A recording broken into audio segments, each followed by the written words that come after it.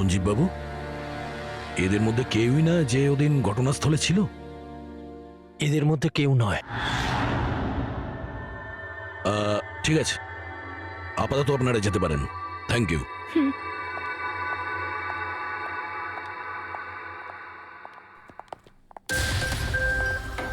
না স্যার, এদের মধ্যে তো কেউ না। স্যার, বাকি তিনজনের মতন ওরও কোনো চোট নেই, কিন্তু কিন্তু ওই মেয়েটার আঘাত ছিল, চলার অবস্থাই ছিল না।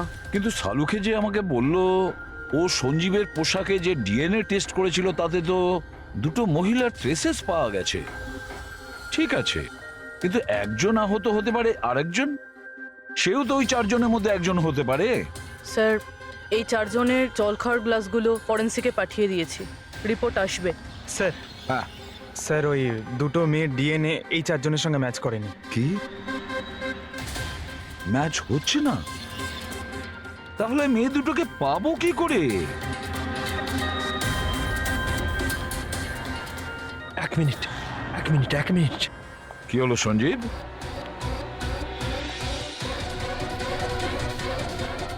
এসিপি স্যার, আমি এই গন্ধটা চিনি। গন্ধ? আমার আফটার শেভ মনে হয় স্যার। না না, এটা ওই গন্ধ যেটা আমি ঘটনাস্থলে পেয়েছিলাম, একদম ওটার মতো। কফি আর চা?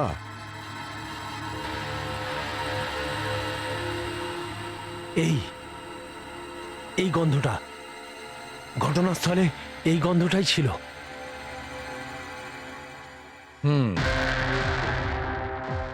আর আমি পঙ্কজের জামার হাতার ওপরে কফির দাগ পেয়েছি। হ্যাঁ স্যার, ওই সকালে কফি বানাচ্ছিলাম না, তাই একটু পড়ে গেছিল। তার মানে ডক্টর সালুখে ওই ক্রাইম সিনে কফি আর চায়ের মিশ্রিত একটা গন্ধ ছিল। ক্রাইম সিনে না খুনির কাছে? চা আর কফির মিশ্রিত কোনো স্মেল তখনই আসে যখন সে বারবার চা আর কফি বানায়, যেমন কোনো কুক বা কেউ কফি শপে কাজ করলে, যেমন পিলো কফিতে। পুরোপুরি একটা কাজ করো, এরিকাকে জিজ্ঞেস করো যে ওর ফোন পিলো কফি শপের আশেপাশে হারিয়েছিল কিনা। স্যার,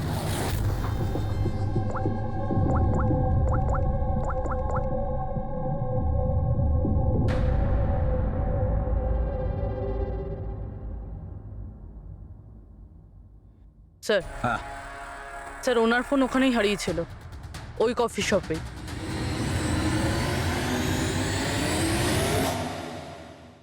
এই মেয়েটা এখানে প্রায়ই আসে না? হ্যাঁ, এনাকে দেখেছি তো এখানে। এর ফোনটা হারিয়ে গেছে, তো এর ফোনটা যখন হারিয়েছিল এখানে ডিউটিতে কে ছিল?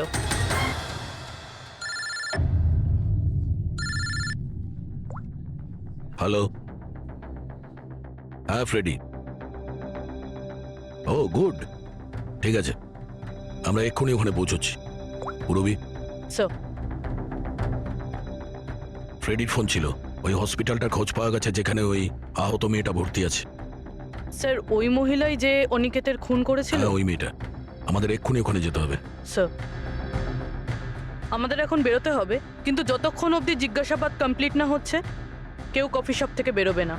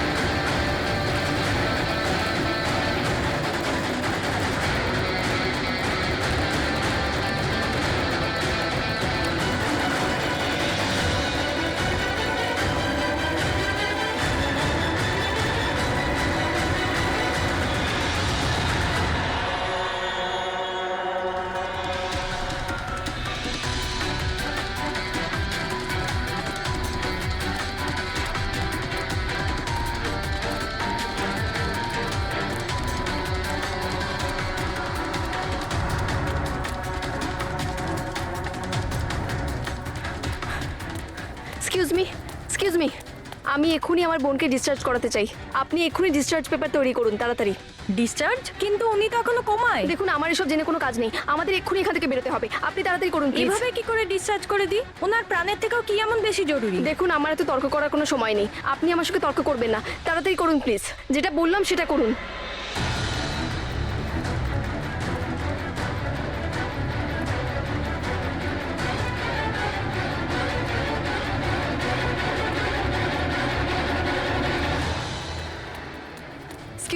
এক্সকিউজ মি, আমার দিদি স্বপ্নাকে এক্ষুনি ডিসচার্জ করাতে হবে, এক্ষুনি। ওর বিলের টোটাল অ্যামাউন্টটা বলবেন প্লিজ।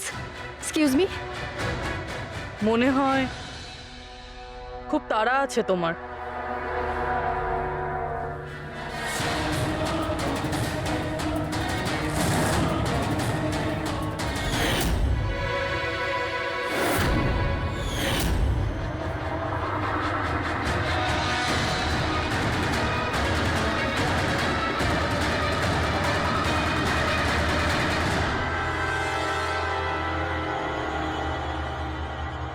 ক্যাফেতে ওই ফোন কলটা, ওটা আমাদেরই প্ল্যান ছিল। আমরা এটাই দেখতে চাইছিলাম যে ওই আহত মেয়েটার মিথ্যে খবরের জালে কে ফাঁসে। আর তুমি ফেসে গেলে। এটাও ভাবলে না যে সিআইডি তোমাকে ফলো করছে। তুমি নিজেই আমাদের এখানে নিয়ে এসেছো, আর তাই পালিয়ে কোনো লাভ নেই। সেই জন্য তোমার জন্য এটাই ভালো হবে, নিজের অপরাধ স্বীকার করে নাও।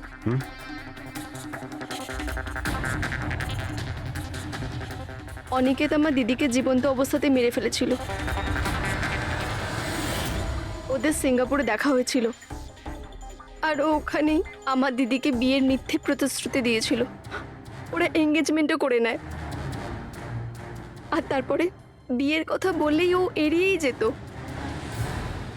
আমার দিদি যখনই বিয়ের ডেট ফিক্স করার কোনো কথা তুলতো, তখন সবসময় কোনো না কোনো অজুহাত দিতে শুরু করতো।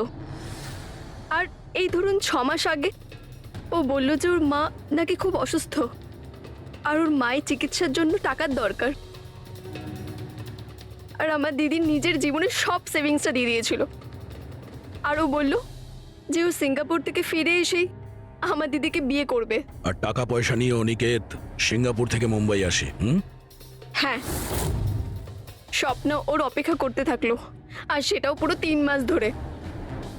তারপরে একদিন আমি দেখলাম যে ও মুম্বাইয়ের ওই ক্যাফেতে ছিল, তাও আবার অন্য মেয়েদের সাথে। তার মানে ও স্বপ্নাকে বিয়ে করতেই চায়নি। না, ও স্বপ্নাকে ঠকাচ্ছিল। ও স্বপ্নার ইনকাম করা টাকা অন্য মেয়েদের পেছনে ওড়াচ্ছিল। আর আর ওর মাও কিন্তু অসুস্থ ছিল না, কারণ ওর তো কোনো মাই ছিল না। ওর মা তো অনেকদিন আগেই মারা গেছিলেন। তাই তুমি প্রতিশোধ নেওয়ার একটা প্ল্যান করলে। স্বপ্না তো আমার কোনো কথা বিশ্বাস করতে চাইতোই না। ওর ভালোবাসায় অন্ধ হয়ে গেছিল। ওর প্রমাণের দরকার ছিল, তাই অনিকেতের সত্যিটা সামনে আনার জন্য আমি এরিকার ফোন চুরি করি, আর ওর নাম দিয়েই আমি ম্যাচআপ অ্যাপে ওর ফেক প্রোফাইল তৈরি করি, আর অনিকেতের সঙ্গে চ্যাটিং করতাম।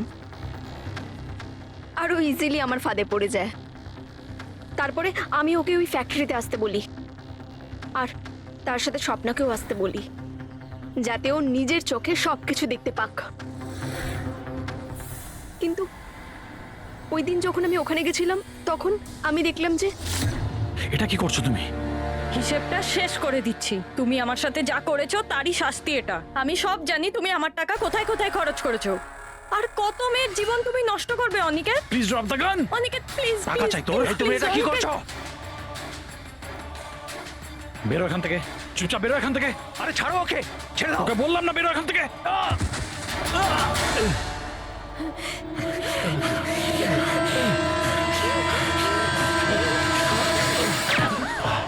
এই, গুলি করে দিলে, গুলি করে দিল।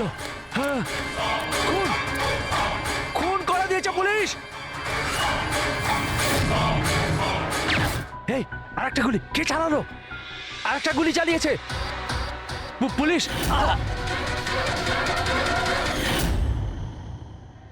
তুমি জানো, অনিকেতের লাশ পর্যন্ত আমাদের ওই সঞ্জীব বাবু পৌঁছে দিয়েছিলেন। উনি দেখতে পান না, কিন্তু ওনার ওই সংবেদনশীল দস্তানা, সেন্সিটিভ গ্লাভস চোখের থেকে কম না। প্রতিশোধ নেওয়ার জন্য তুমি অনিকেতকে খুনই করে দিলে, কিন্তু এখন তো সারা জীবন জেলেই কাটবে। আর তোমার বোন স্বপ্না, যার জন্য তুমি এই সব করলে, সে তো আগে থেকেই কোমাতে রয়েছে। আর যেদিনও কোমা থেকে ঠিক হবে সেদিন তোমার কাছেই যাবে, জেলের গরাদের পিছনে।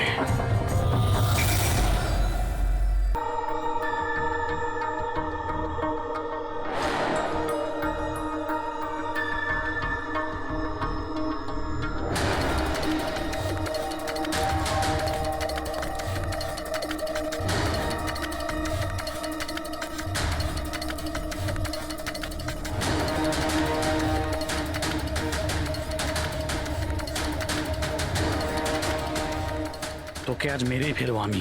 তুই আমার হাত থেকে আর বাঁচতে পারবি না। না না, তুমি এটা করতে পারো না, প্লিজ। তুমি তুমি এরকম করতে পারো না। নিশ্চয়ই পারি। কে ওখানে? তুমি আমার সঙ্গে যা করেছো তারপরে তো আমি নিশ্চয়ই করব। কে ওখানে?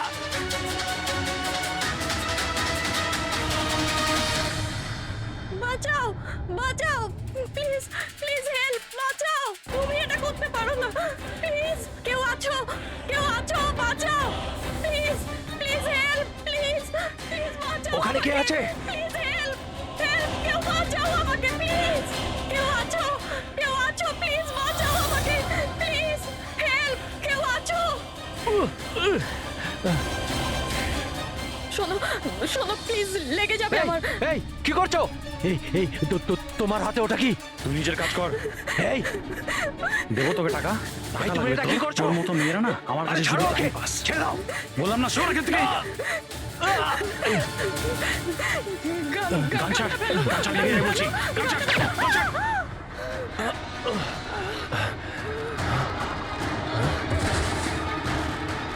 এই গুলি করে দিলে, গুলি করে দিল। হ্যাঁ, খুন করেছে, খুন করে দিয়েছে পুলিশ, খুন করেছে পুলিশ। এই আরেকটা গুলি কে চালালো?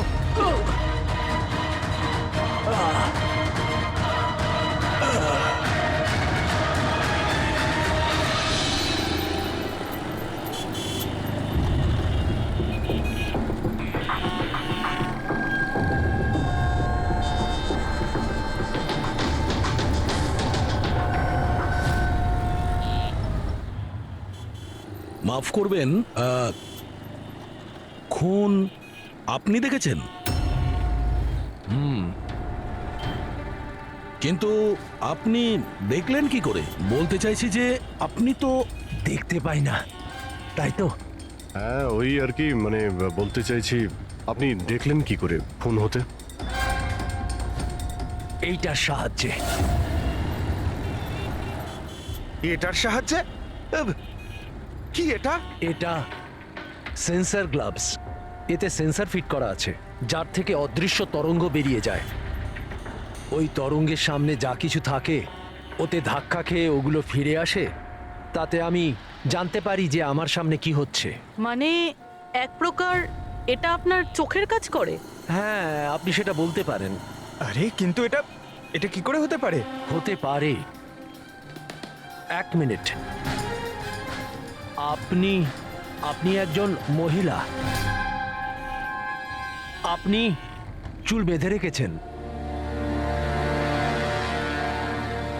স্যার এটা তো ইনি আন্দাজেই বলছেন। আর আপনি বেশ গোলগাল দেখতে, হেলদি ইয়াং বয়। এটা তো ভুল বলেননি, দিন দিন তো মোটা হচ্ছ। ওয়েট তো চেক করেছিলাম স্যার, একটু কমও দেখাচ্ছিল।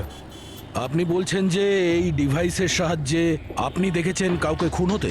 একটা মেয়ের খুন হয়েছে স্যার, তাকে গুলি করা হয়েছে, গুলি। কোথায়? আই মিন এখানেই কাছাকাছি? না, এখানে নয়, এই জায়গাটা একটু এবড়ো খেবড়ো। ওটা খুব স্মুথ ছিল, ওখানে সিঁড়িও ছিল না। আচ্ছা, আপনি ওই জায়গা থেকে এখানে কি করে এলেন? জানি না, ঘটনাস্থলে কেউ আমাকে এখানে পিছন থেকে মারলো, আর তারপর আর কিছু জানি না। চোখ খুলে দেখলাম আমি এখানে, সঞ্জীব বাবু, কাল রাতে কি হয়েছিল আপনি আপনি ডিটেলসে বলুন আমাদের। আসলে আমি কাজ থেকে ফিরছিলাম আর তখন আমার অটোটা একটা সিগন্যালে দাঁড়ায়। হে হে এই ওদিকে কি, ওদিকে কি কি? আরে ভেতর থেকে তুমি একটা মেয়ের চিৎকার শুনতে পেলে না? মেয়ের চিৎকার? কি বলছেন কি আপনি? ও ফের বললো। কি বলছেনটা কি আরে আচ্ছা নাও, এটা তুমি রাখো রাখো। ঘটনাস্থলে আমি যখন পৌঁছলাম তখন দেখলাম যে একটা ছেলে আর একটা মেয়ে ছিল। ছেলেটার হাতে পিস্তল ছিল, গান। দুজনে ঝগড়া করছিল, ধস্তাধস্তি হচ্ছিল। খুন করেছে পুলিশ। এই আরেকটা গুলি। ব্যাস, যখন আমার চোখ খুললো তখন ওই ছেলেগুলো আমার গ্লাভস চুরি করবার চেষ্টা করেছিল আর আমি ওদের ধরে ফেলি।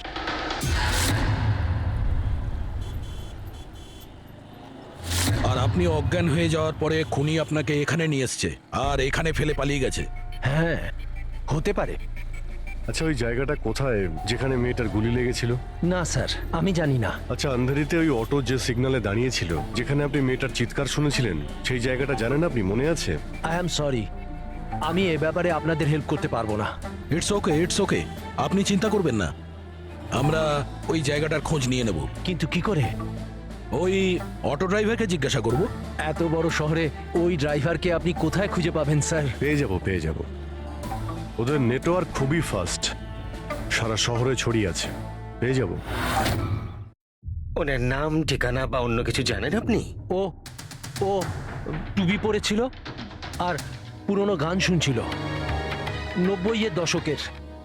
আর ওর অটোতে আগুন নেভানোর যন্ত্রও লাগানো ছিল। আর হ্যাঁ, ওর কথাবার্তা দেখে মনে হচ্ছিল ও উত্তর ভারতে থাকে। হ্যালো, কি উত্তর ভারতের লোক? পুরনো গান শোনে, আবার টুপিও পরে, আগুন নেভানোর যন্ত্রও আছে ওর অটোতে। ঠিক আছে, দেখছি।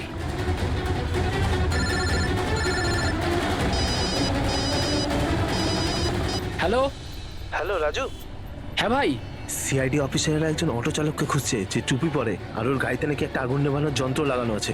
টুপি ঋষিদ হবে ভাই। হ্যাঁ রাজু, বল। ঋষিদ, কাল রাতে কি আন্ধেরির কোনো সিগন্যালে ছিলিস?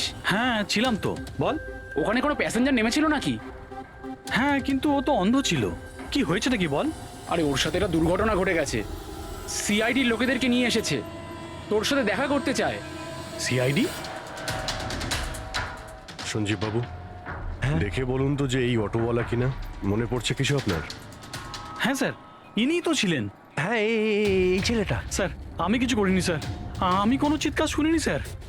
হ্যাঁ স্যার, ইনি চিৎকার শুনেছিলেন, কিন্তু আমার স্ত্রী অসুস্থ ছিল, আমার হসপিটাল যাওয়ার ছিল, তাই আমি ওনাকে ছেড়ে চলে গেছি। আরে ভয় পেও না, তোমায় কেউ কিচ্ছু বলবে না। তুমি বলো এই লোকটাকে তুমি কোথায় নামিয়েছিলে? এই তো এই সিগন্যালে ছেড়েছি স্যার। তারপর ওই সিগন্যাল থেকে কোন দিকে গিয়েছিলেন উনি? এই সামনের গলিটার মধ্যে স্যার। ঠিক আছে, তুমি যাও। Thank you very much, thank you. আসুন। আসুন সঞ্জীব বাবু। অটোওয়ালা আপনাকে এই গলির মধ্যে আসতে দেখেছিল। এখানে দুটো রাস্তা আছে, একটা এটা আর একটা ওটা।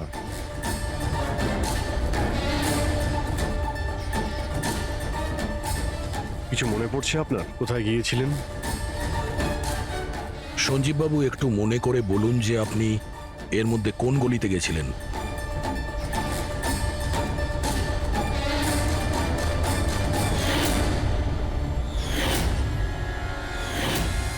একটা পাখির মতো দেখতে মূর্তি ছিল। চলো আমরা এখান থেকে শুরু করি। সামনে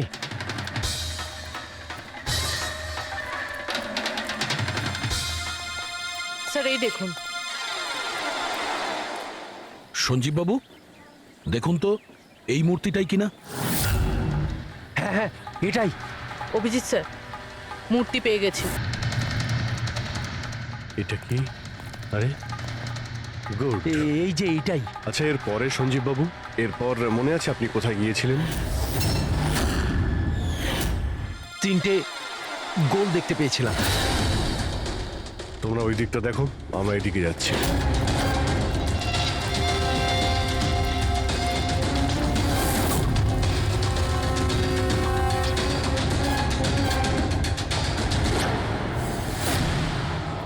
স্যার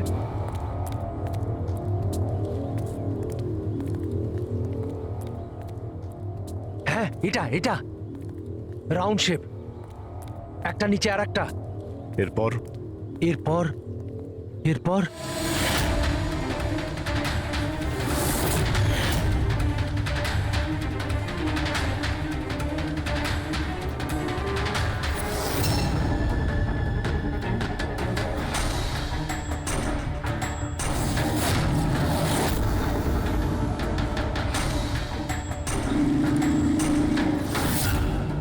এদিকে এদিকে, এই যে। সাবধানে। আরে স্যার, ঘুরে ফিরে সেখানেই চলে এলাম যেখান থেকে শুরু করেছিলাম। আরে সেই জন্যই তো উনি চিৎকার শুনতে পেয়েছিলেন।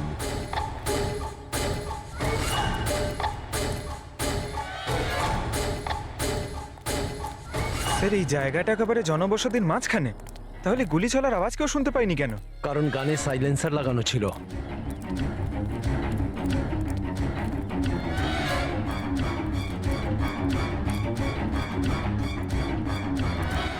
আসুন, একটা স্টেপ আছে, সাবধানে।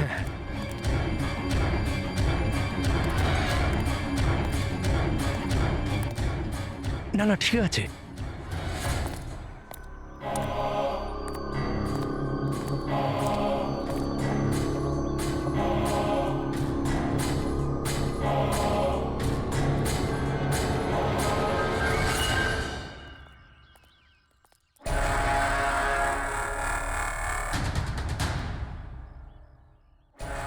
কি হলো?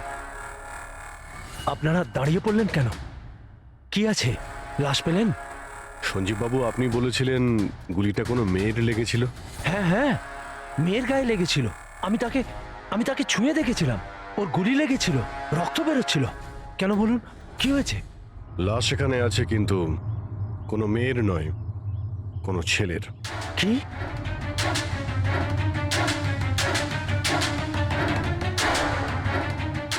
Is dead. মনে হচ্ছে সেই যে ওই মেয়েটাকে মারার চেষ্টা করেছিল। স্যার, ওনার কথা অনুযায়ী এখানে দুটো গুলি চলেছিল। হয়তো হয়তো এই দ্বিতীয় গুলিটায় মারা গেছে।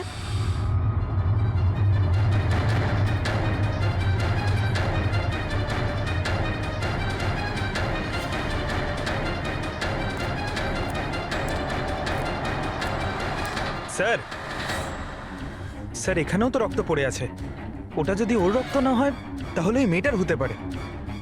গুলি তো ওর এখানেই লেগেছিল স্যার। যদি মেয়েটার এখানে গুলি লাগে তো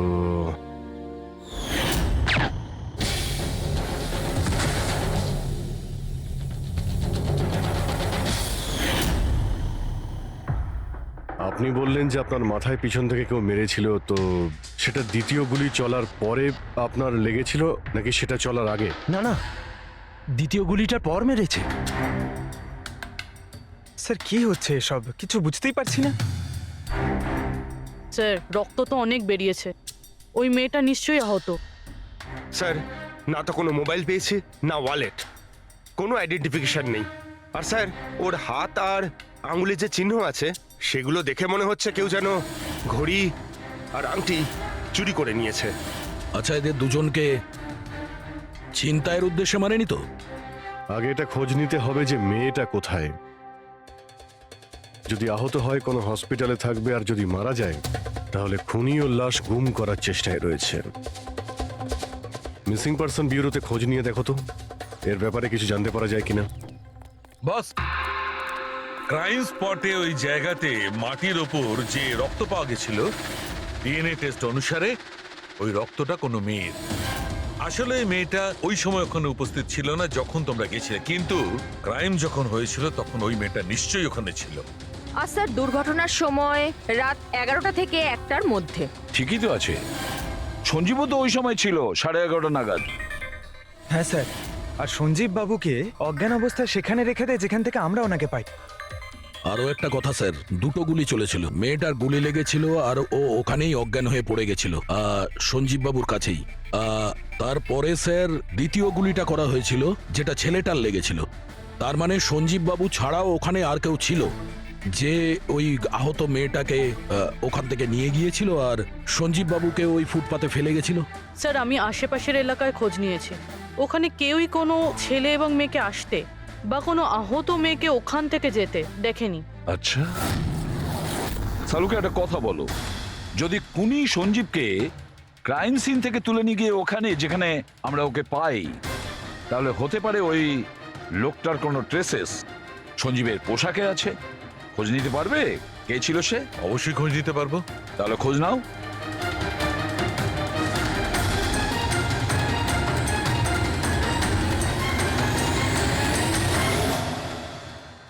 স্যার, হ্যাঁ? লাশ শনাক্ত করা গেছে। ওর নাম হলো অনিকেত স্যার, আর ওর বাড়ির লোকজনও হারিয়ে যাওয়ার রিপোর্ট লিখিয়েছিলেন। অনিকেত, দেখুন আপনার ভাই অনিকেতের বডি আমরা বন্ধ কারখানায় পেয়েছিলাম। আপনারা কি বলতে পারবেন উনি কেন এখানে এসেছিলেন? আপনার ভাইয়ের খুন হয়েছে, আশা করব আপনারা আমাদের কাছে কিছুই লুকোবেন না। যদি আপনারা সত্যি না বলেন তাহলে আমরা তো খুনিকে ধরতেই পারবো না। স্যার এরকম কিছু নয় স্যার, গত কয়েকদিন ধরে খুবই অদ্ভুত বিহেভ করছিল। অদ্ভুত মানে? প্রায় বাইরে থাকতো স্যার, সারাদিন। আমরা অনেকবার জিজ্ঞাসা করার চেষ্টা করেছি, কিন্তু কিচ্ছু বলতো না। গতকাল সকালেও 11টা নাগাদ চলে গেছিল, কোথায় গেছিল কিচ্ছু বলেনি। সারা দিন ধরে স্যার ঘরে ফেরেনি, সকালে উঠে দেখি সারা রাতেও বাড়ি ফেরেনি। তারপরে গিয়ে আমি পুলিশের কাছে কমপ্লেন করি। তো সারাটা দিন ফোনে কোনো কথা হয়নি? স্যার আমি ওকে সারাদিন ধরে ফোনে কল করছিলাম, কিন্তু ফোনেই পাচ্ছিলাম না ওকে। এরকম কবে থেকে চলছিল? স্যার জানি না কবে থেকে, গত কয়েক বছর ধরে তো সিঙ্গাপুরেই ছিল। এই তো কিছু মাস আগেই ইন্ডিয়া এলো, তখন থেকেই এরকমই বিহেভ করছিল। সিঙ্গাপুরে কি কাজ করতেন ইনি? ওখানে হোটেলে জব করতো। এ বিবাহিত ছিল? না স্যার, বিবাহিত ছিল না। কোনো মেয়ের সাথে এর সম্পর্ক ছিল? কারণ মরার আগে ও কোনো মেয়ের সঙ্গে ঝগড়া করছিল। জানি না স্যার, আমরা কিছুই জানি না এর কোনো মহিলার সঙ্গে কোনো অ্যাফেয়ার বা বন্ধুত্ব আছে কিনা, কিছুই জানি না। স্যার, স্যার এনাদের থেকে অনিকেতের নাম্বার নিয়ে আর কল রেকর্ডস চেক করি স্যার। তাতে জানতে পারি যে একটাও মেয়ের নাম্বার নেই স্যার, শুধু ছেলেদের সঙ্গেই কথা বলতো, আর বেশিরভাগই ওর সঙ্গে যারা কাজ করতো তাদের। আর স্যার মৃত্যুর আগেও ও কাউকে ফোন করেনি নিজের ফোন আচ্ছা। দিয়ে। কোনো মেয়ের নাম্বার পাওয়া যাচ্ছে না, এটা তো খুব অবাক কাণ্ড। স্যার খুবই সাদাসিধে লোক ছিল, শুধু নিজের কাজ নিয়েই ব্যস্ত থাকতো। ঠিক আছে, আপনারা যেতে পারেন। যদি দরকার হয় আপনাদের ডেকে নেব। স্যার, স্যার কালকে কারখানায় যাওয়ার আগে এই অনিকেত সারাদিন একই জায়গায় ছিল। কোন জায়গায়? Sir coffee shop. স্যার এর ক্রেডিট কার্ডের বিল থেকে এটা প্রমাণিত হয় যে এ সারাদিন ওই কফি শপে ওর ক্রেডিট কার্ড সোয়াইপ করেছিল। হ্যাঁ স্যার, ওর ফোনের লাস্ট লোকেশন ওই কফি শপই ছিল। কোন কফি শপ ছিল ওটা? Pillow coffee shop. যাও ওই পিলো কফি শপে আর খোঁজ নাও ও সারাদিন বসে কি করছিল। স্যার,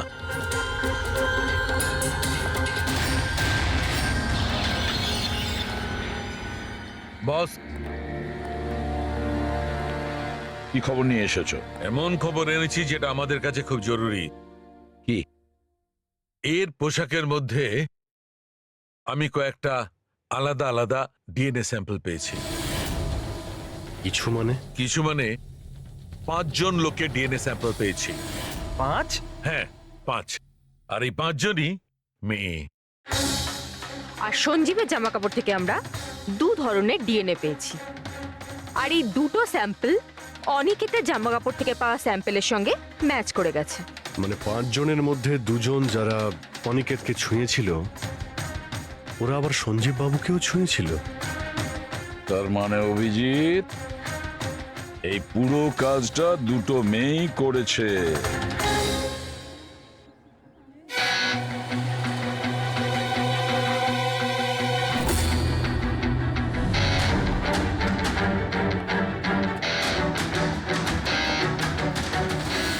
আচ্ছা এই ছবিটা দেখুন, আপনি একে চেনেন? কালে সারাদিন এখানে আপনার ক্যাফেতেই ছিল। হ্যাঁ স্যার, এ কালকে সারাটা দিন এখানেই ছিল, আর রাতে এই ধরুন 10:30 আশেপাশে এখান থেকে বেরিয়েছিল। এ একা ছিল নাকি এর সাথে আরো কেউ ছিল?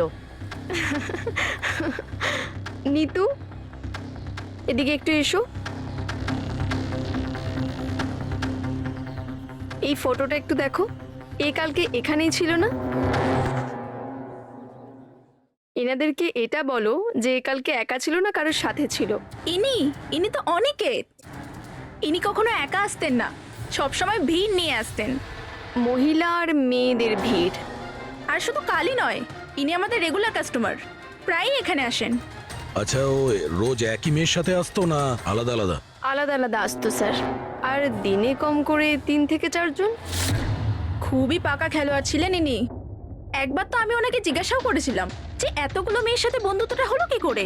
তো উনি আমাকে বলেছিলেন যে ওনার মোবাইলে একটা অ্যাপ আছে, কোনো ডেটিং অ্যাপ, ওখানেই ওনার এই মেয়েগুলোর সাথে পরিচয়।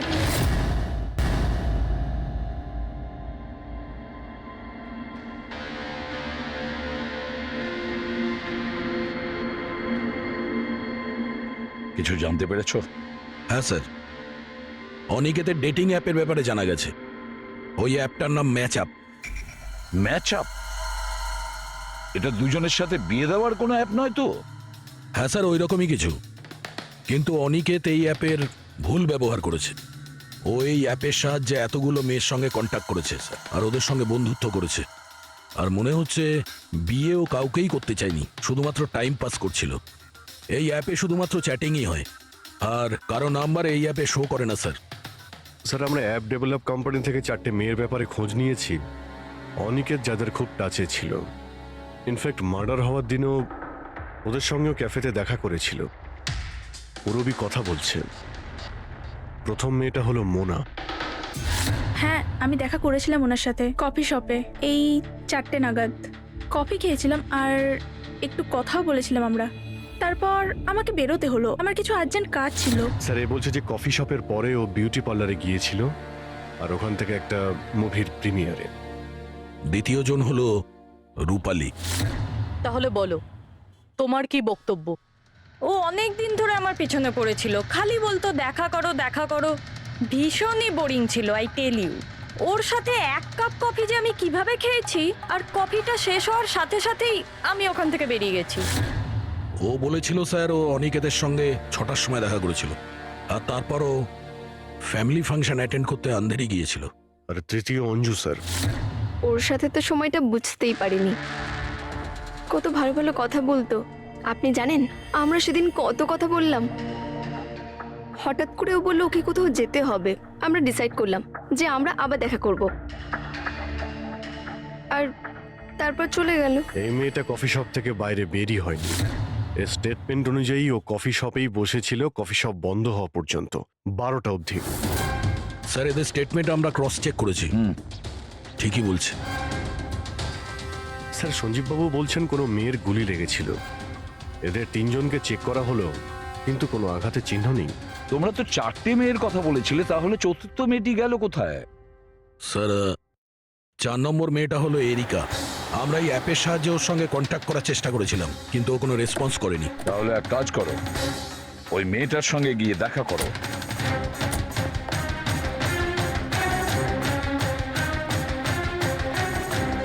রজত, তাড়াতাড়ি রেডি হও। আর কত সময় নেবে? এতটা সময় তো মেয়েরাও নেয় না। আসছি বাবা, জাস্ট 2 মিনিট।